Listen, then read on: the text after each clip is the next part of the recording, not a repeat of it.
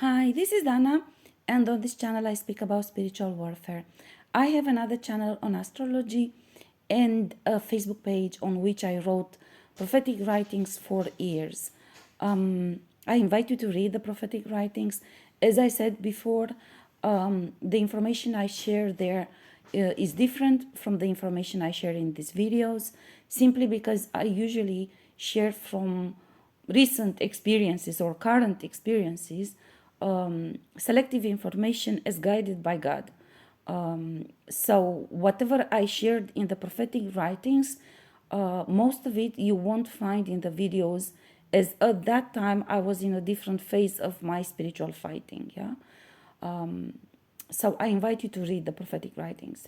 They're very useful, specifically for direct fighting, defending yourself in facing darkness. Yeah. Okay. Now, of course, the usual caveat: there are individuals who are stealing my identity, are impersonating me. They've done so for many years. I actually have also a situation in which I documented this in investigations and so on. And they did so in order to steal from me properties, money, a lot of other opportunities, business projects, and so on and so forth. They did so in order to do harm to me, to damage my reputation by doing illegal things, fraudulent things in my name, and so on and so forth. But also, they do so in order to use the energy they steal from me in order to do harm on to others. So I invite you to be discerning. Please don't engage with people in my comment section, as many of them are precisely these ones. They present themselves as trollers, but they're doppelgangers and copycats and so on. Okay. Now, let's move on with our topic for this video. God chose a specific topic, and He's been telling me for 3 days now to talk about this. I was just waiting to receive my memory card so I can make the first video.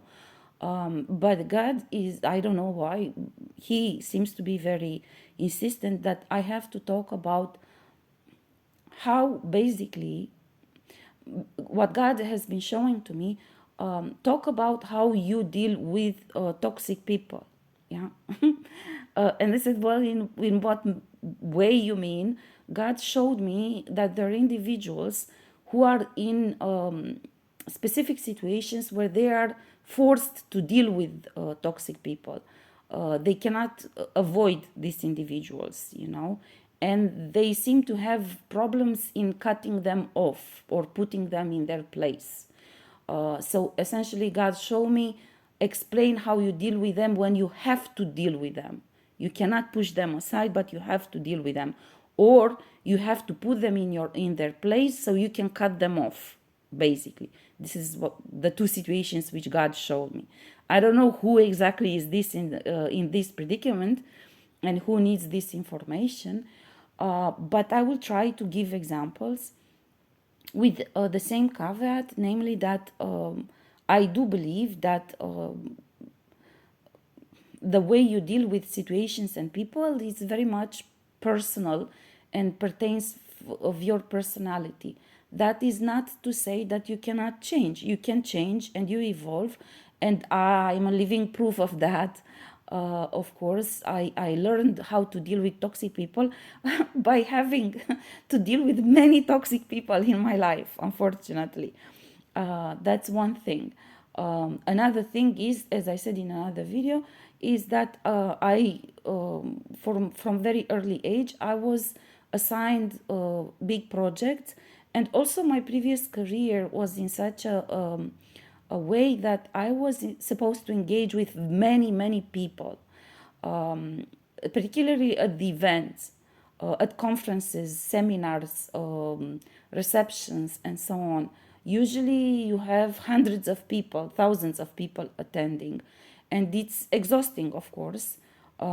So you have to learn to manage communication with different type of people, because you engage in these circumstances with the weirdest people you cannot imagine.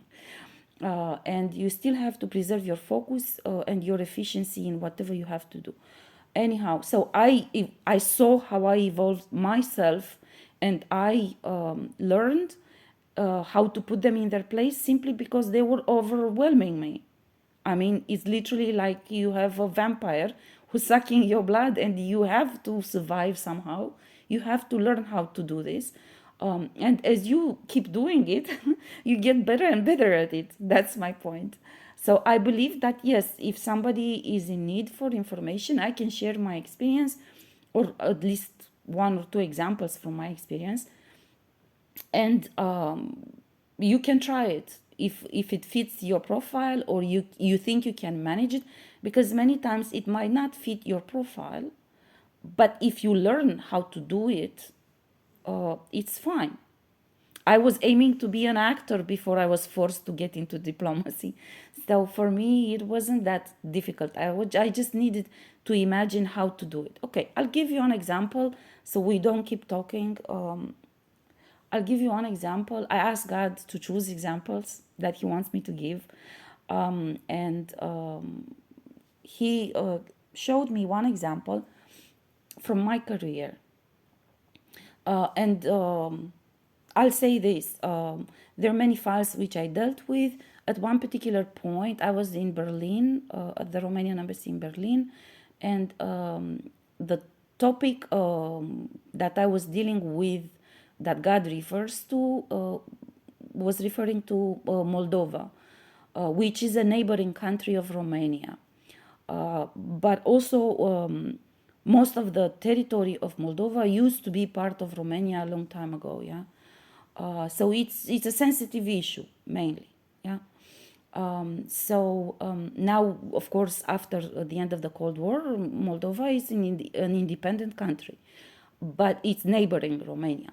But it used to be part of the territory. So, for this reason, of course, Moldova has a lot of Romanian citizens, or a lot of citizens who have the right to Romanian citizenship, because they can document, according to the international law, that their grandparents or whatever, whoever in their blood lineage, was Romanian. So they are entitled to Romanian citizenship.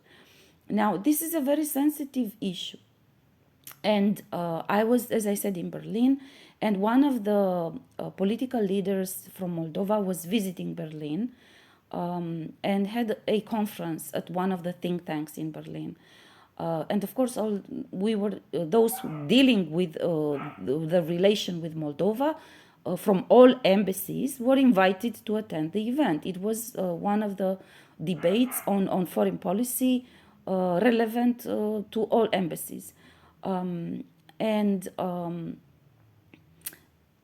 Now, of course, the individual was running for office at the time, and he basically he was hosted by one of the state secretaries in the German MFA, who introduced him and mediated the debate.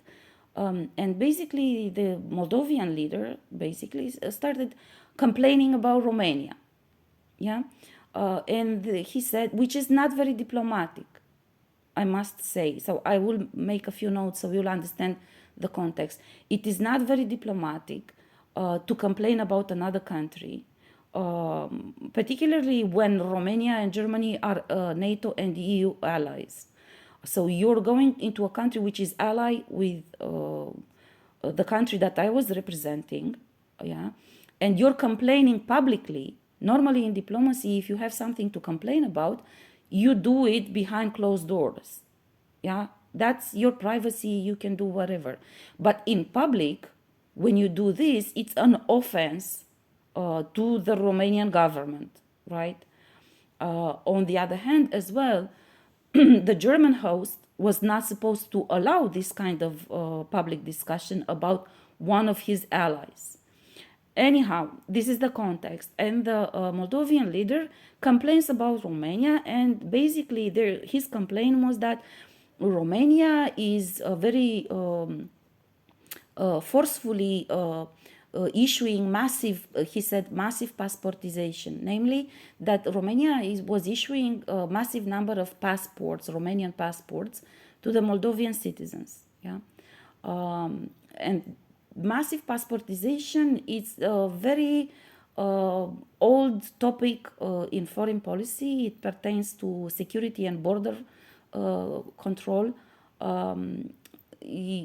There are countries who actually use this type of policy in order to change borders, right? Russia does it often, but also Germany has done it in times. And this was his accusation that Romania is doing massive passportization. We feel threatened by Romania. And I ask you, he was asking the state secretary from the German MFA, to please help us and stop the Romanians from invading us, basically. That was his message, which was very wrong way to go about this issue. Again, I emphasize, because you can complain about this behind closed doors, but it's not normal that you say this out in public, particularly if you haven't raised the issue with the Romanian government. And even if you did so, this is a public accusation which you are making, and this is not normal behavior regarding your neighbor. Yeah, on one hand. On the other hand, the German state secretary, who again represented Germany, so that's an ally of Romania, said, yes, we know Romania is doing passportization, and this must be handled. We will help you. So basically, the German host played into his narrative, which again, it was very offensive, because this is not allowed. That you, even if you actually believe this, you again have to have, first of all, behind closed doors consultations. Then you have to contact the Romanian counterpart, and you have to talk to them, and only afterwards you go public with the topic, after you discussed with both sides. You don't go public with making this kind of accusations. You're working for diplomacy, so you're obliged to actually be diplomatic about it. You cannot go straight in public with it and making accusations without checking with the other side, checking numbers, making sure that this is the truth. At the end of the day, this leader, this individual, was one of the political individuals running for Moldovan presidency. By chance, he was representing the Communist Party. So you must check that his rhetoric, his narrative is correct first. You must check with the Romanian side to see if he had any consultations directly with the Romanian side. And you cannot interfere like this and make public accusations, right? So that was very offensive type. Now, what I must say, this is a toxic type of relation between Moldova and Romania.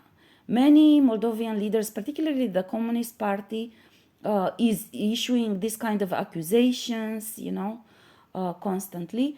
And usually, of course, as any diplomat, all countries have mandates on specific topics. If this topic is raised, this is what you answer. Yeah. So as a diplomat, you know your mandate on all topics that you handle. So you know what you're supposed to answer. And normally you should keep with a mandate. Yeah.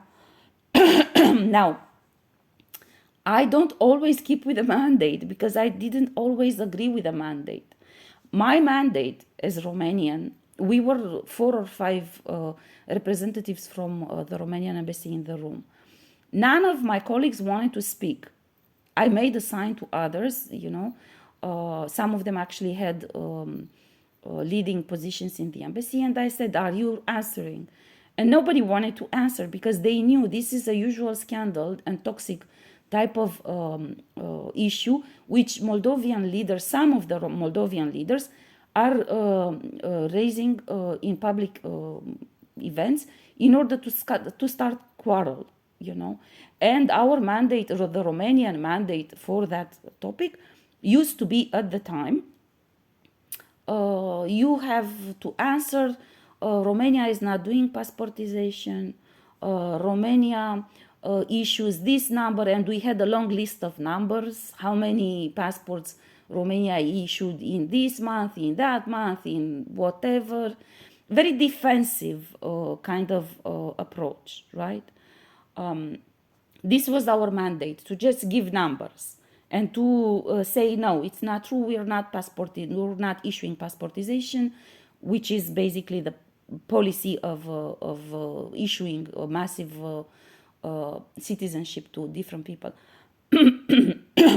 I did not agree with this mandate, right?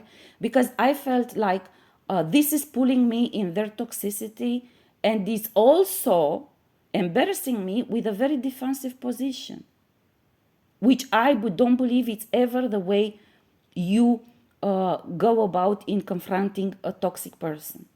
A toxic person who actually wants to draw you in toxicity will play the bullying and the intimidation game or blackmail game in order to make you be defensive.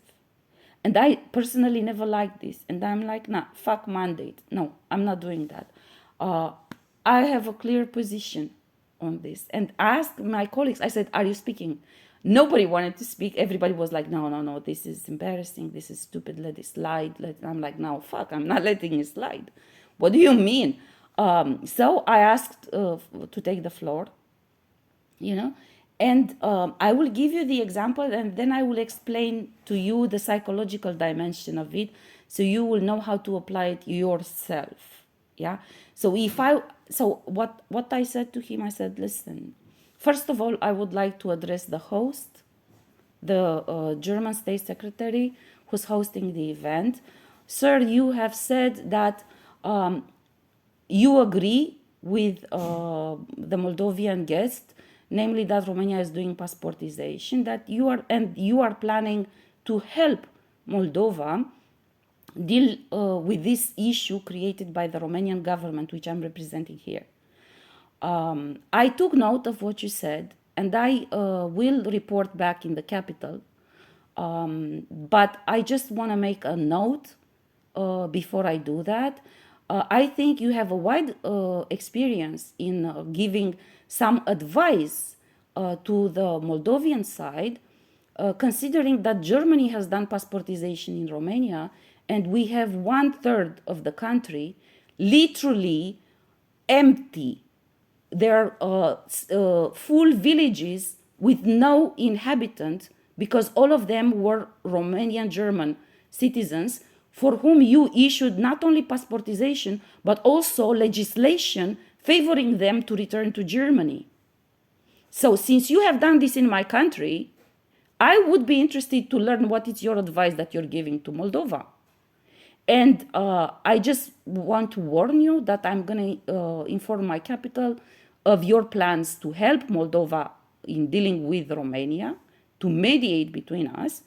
And my ambassador will come to see you tomorrow if you have time, so we can consult on this, considering that we're allies.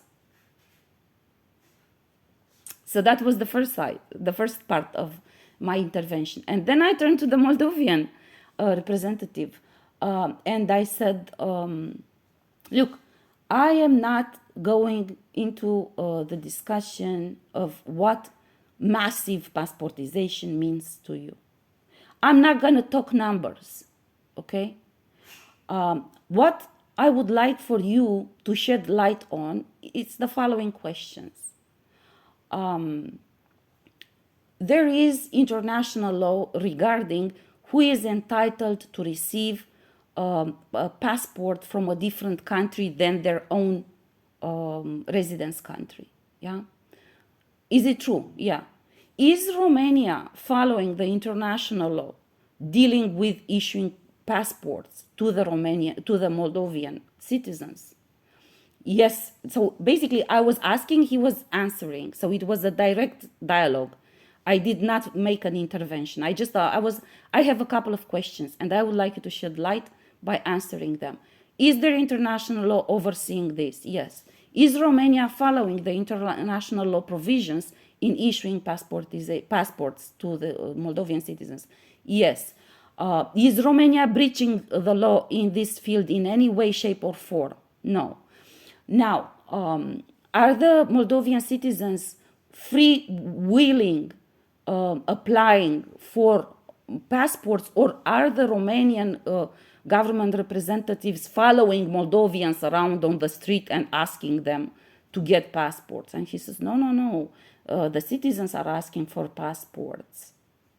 So, based on these elements, do you still consider that Romania is doing massive passportization in Moldova while is respecting the international law in the field?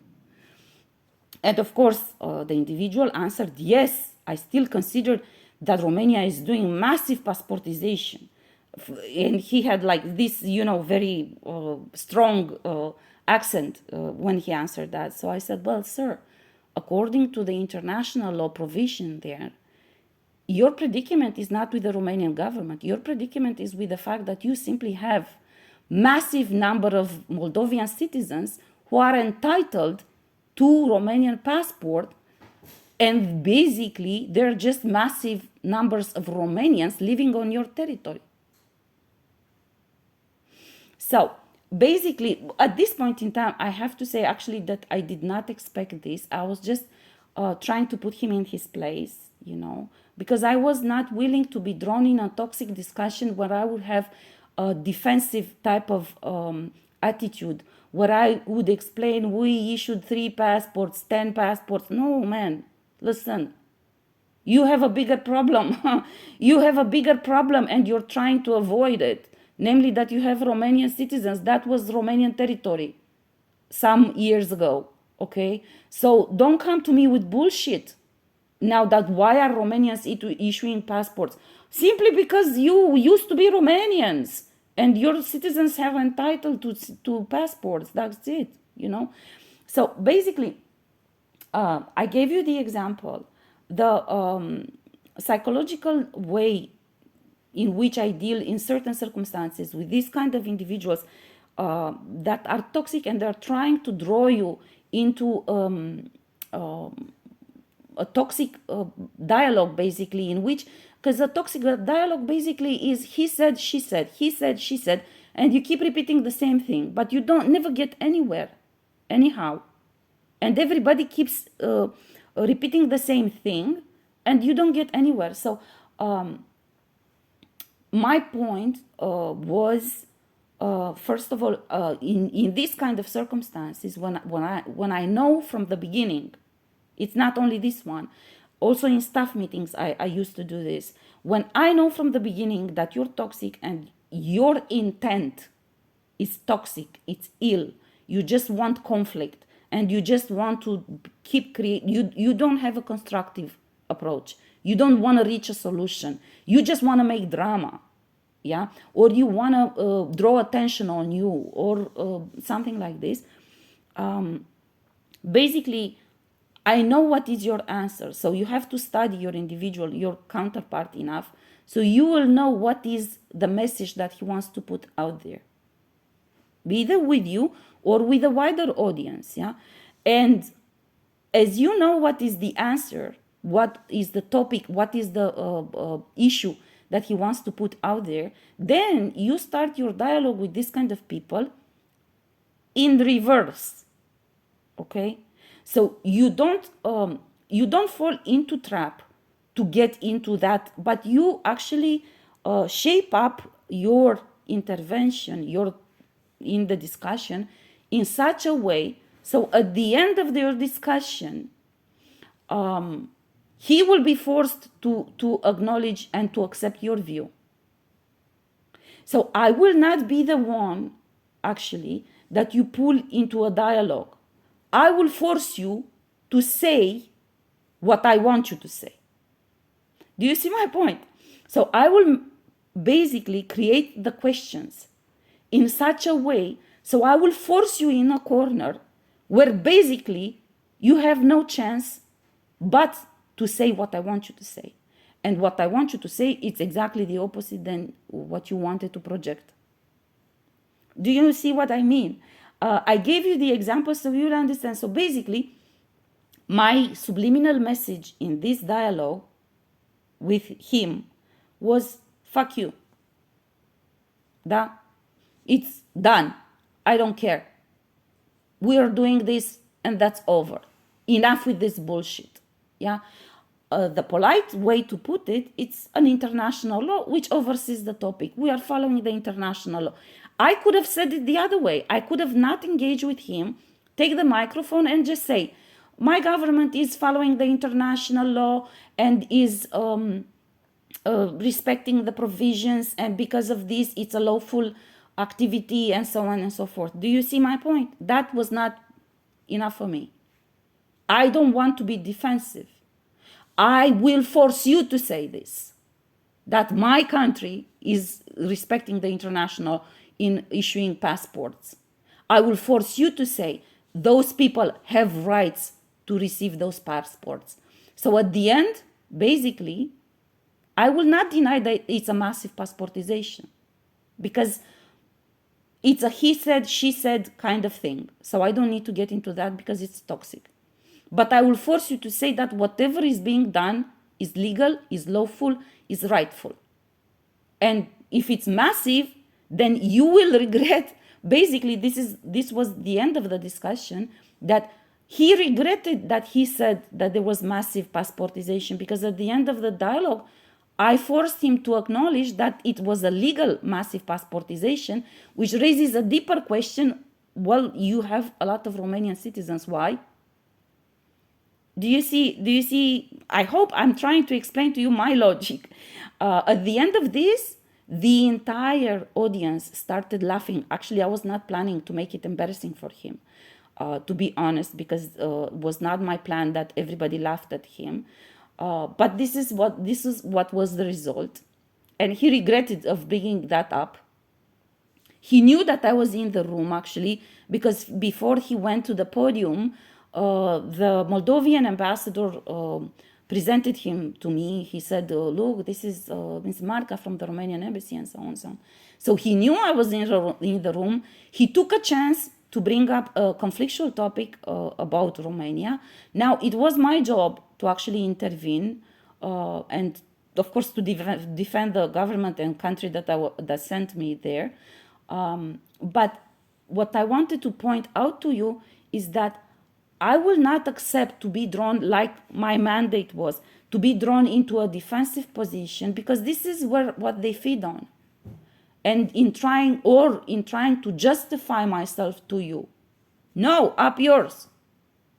You will, at the end, when I'm done with you, you will be the one to say what I have to say.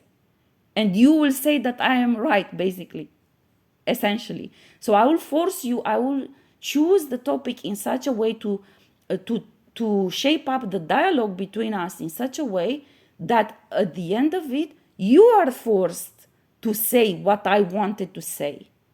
Yeah? And usually I use questions for this. You should try exercise this. I use this approach in many situations with specific type of individuals whom I know are toxic, and I know they just want to create drama and to draw attention on themselves and so on.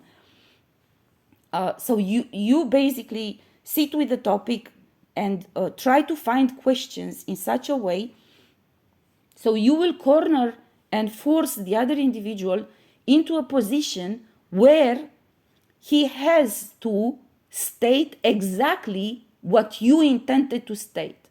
Okay? So you don't come in with your statement, because a statement can be always unvalidated. Can somebody say, no, it's not true, we don't believe that. We believe differently. Yeah. So this is why I didn't want to come out and say for myself, I know my government is doing this. Also, I didn't know for sure exactly what the government was doing. That's another story. But my point is that I was not going to put myself into a defensive position.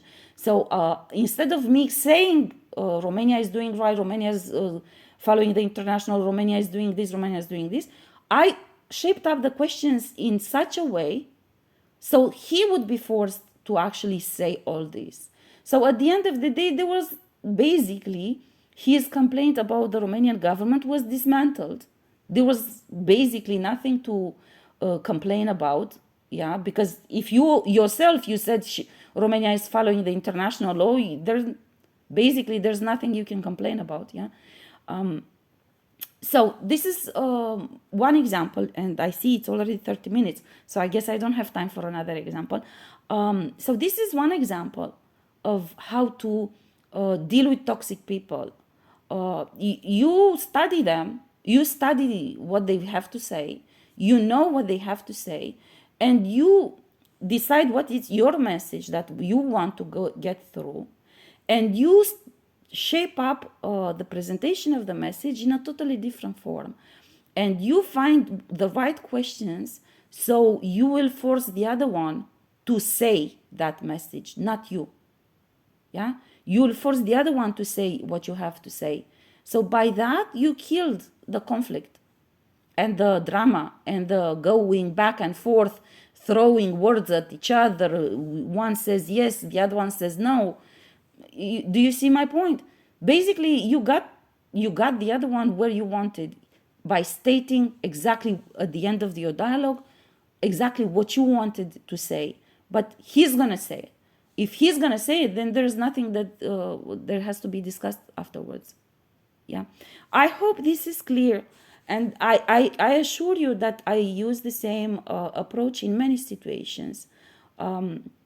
And usually these are situations in which you want not to engage in toxicity, also in which you want to, how do you say this, create boundaries for yourself, like you don't push me around, don't come with bullshit to me, and if I'm in the room, you will not be bashing the government or the country that I represent. And this is important always in diplomacy, of course. And actually, in my career, I created situations in which, especially in Berlin, in specific think tanks, because of my interventions, very often in debates and public discussions that were hosted there. So because of this, they would, before they would start speak, they would come and ask me, so, we intend to say this and this, do you agree?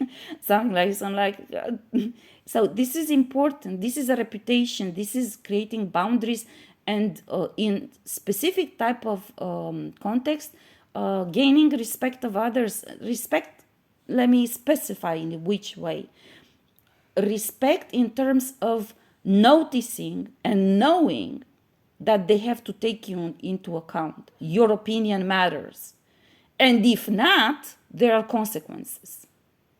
Yeah? So this is, because there are many nuances in when we're talking about respect. This is my dog. He's sleeping, you see, Lucky. So there are many nuances in the Lucky.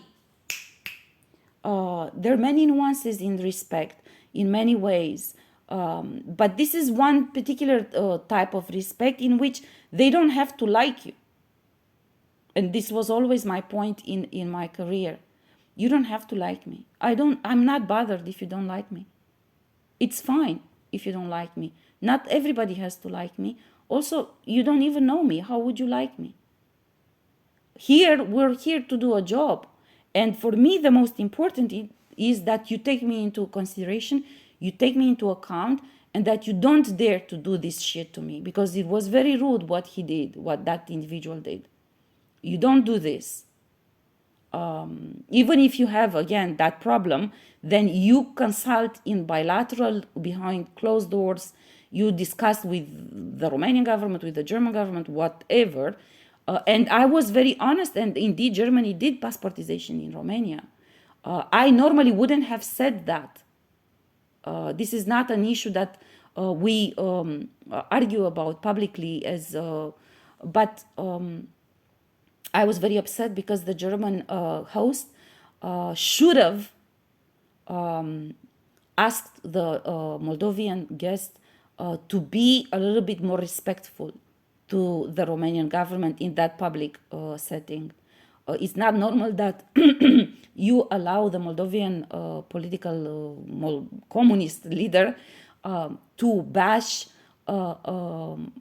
government which is ally of yours, particularly when you have done this in Romania. So you have no authority to talk about passportization. Yeah. Anyhow, I'm gonna close it up. Again, this is also, let me say this to the end. Also, this is a way to put somebody in his place, to make sure he's not gonna bother you again, but also to kill a topic. If you wanna kill a topic, if you want that topic to never be discussed again, or at least not in your presence, or so, or not in public, or so on, this is a way in which you kill a topic. Not because of what you said, but because there are many people, especially in diplomacy and in these think tanks, who actually just like to hear themselves speaking. And they're very, how to say this, they're very, they're lacking expertise or experience or any kind of diplomatic preparation. And then because they just like to see themselves speaking, or they like to draw attention on themselves, or they like drama or something, they keep throwing things out there, which are not polite, are not according to the norms, and so on. So when you put your foot down like this, they take note. This topic is not good and she is not playing. So if she's in the room next time, or if this topic comes about, maybe we should avoid it. We can make drama and draw attention on ourselves on a different topic. Yeah, so, okay. I'm going to end now because it's way too long. But this is a way in which you can kill a topic. You can impose respect in terms of people noticing and acknowledging the fact that you will not take crap, you will retaliate, you have an interest on that topic, and you will not allow people to say lies and insults and so on and so forth. And this can have many other gains. Again, also it builds up reputation, and especially if you talk about professional matters. God is showing to me also personal. Yeah, also personal, because they know they don't push you around and you answer. Yeah, so it's important. It builds up reputation. And also, again, of course, when you do this, you must know that there will be some negativity coming from that individual. Some of them will hate you because they will feel like you humiliated them. So, but again, I always said, I don't need you to like me, but you will respect me. I don't need you to like me. I don't need everybody to like me. I'm not even that much of a public person. I'm very private, actually. So I don't expect people to like me just like that, because I don't show off. I don't come for popularity. But you will, on my files, you will not speak crap if I'm in the room. Or even if I'm not in the room, sometimes I would ask my colleagues, from other embassies, what was said there, what was said there. And I would go to them and I said, I was not there, but I heard you said this about my government. And I would say, can we talk about this? Can you explain to me? Because I was not in the room. Or you took advantage of the fact that I'm not in the room to say crap about my country. So it's about reputation. And I'll give you one more thing. I will tell you one more thing. I was also attending one of the debates at another think tank in Berlin. And there was a discussion about Ukraine. There was a Russian invasion of Georgia in 2008. And there was a lot of concern about Ukraine, if Russians will go into Ukraine at the time. And we were discussing this in a think tank.